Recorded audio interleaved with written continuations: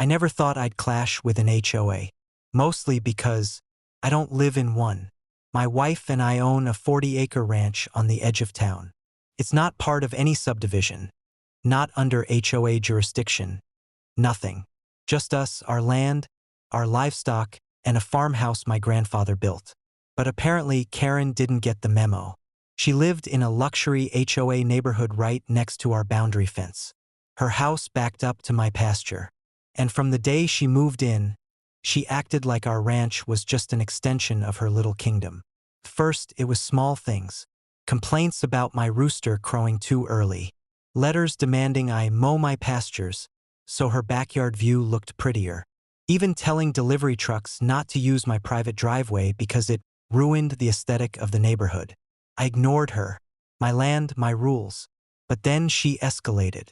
One Saturday morning, I was repairing a fence line when 2 sheriff's deputies pulled into my drive. I wiped my hands on my jeans, walked over, and asked, "Something wrong, officers?" One deputy sighed. "We got a call about a trespasser living on this property. Caller claims you don't actually own this ranch." I laughed out loud. "Trespasser? I've lived here my whole life.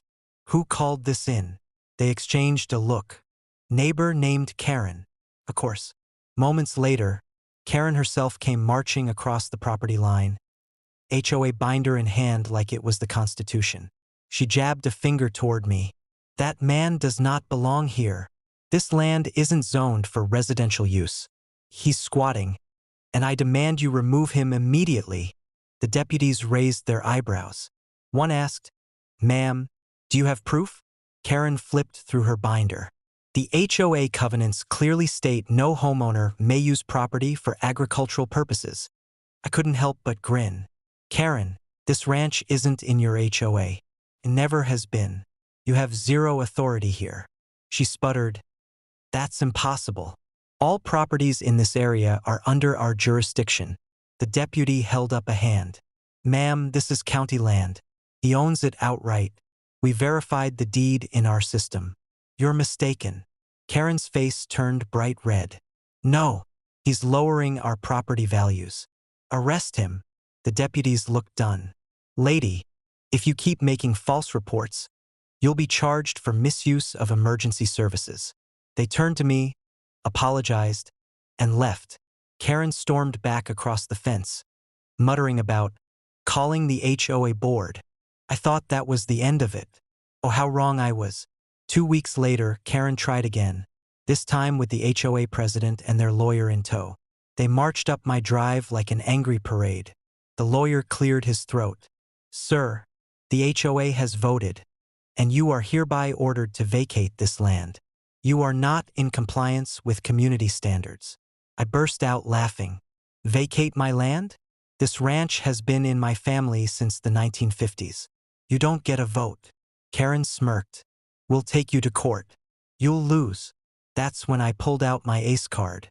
I went inside, grabbed my folder, and came back with the original deed signed, stamped, and recorded decades before her precious HOA was even built. Then I showed them the property map from the county, clearly marking the HOA boundary that stopped a good half-mile from my ranch. "See this line?" I tapped the map. "That's your neighborhood. This," I spread my arms wide, motioning to the fields behind me, "is mine. You have no claim here." The lawyer's confidence evaporated. Karen, he's right. This land isn't part of your association." Karen shrieked, "That can't be. It ruins the community aesthetic." The HOA president groaned. "Karen, drop it. We can't touch his land." Then they all left, leaving her fuming on the gravel drive. But karma wasn't finished with Karen. A month later, she built an illegal extension on her backyard patio, well over the HOA's height limit. A neighbor reported her, and the HOA fined her thousands. Then the county inspector found out she hadn't pulled permits. She had to tear the whole thing down at her own expense. The same sheriff's deputy from before stopped by my ranch later and chuckled. "Guess who got slapped with code violations?" I just smiled. "Let me guess. Karen?" He grinned. "Yup. Maybe now she'll stop worrying about your ranch."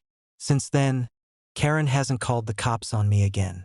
She still glares when she sees me working the fence line, but she knows better than to open her mouth, because no matter how many binders or rules she waves around, one fact will never change. This is my land, my ranch, and Karen's HOA can't do a damn thing about it.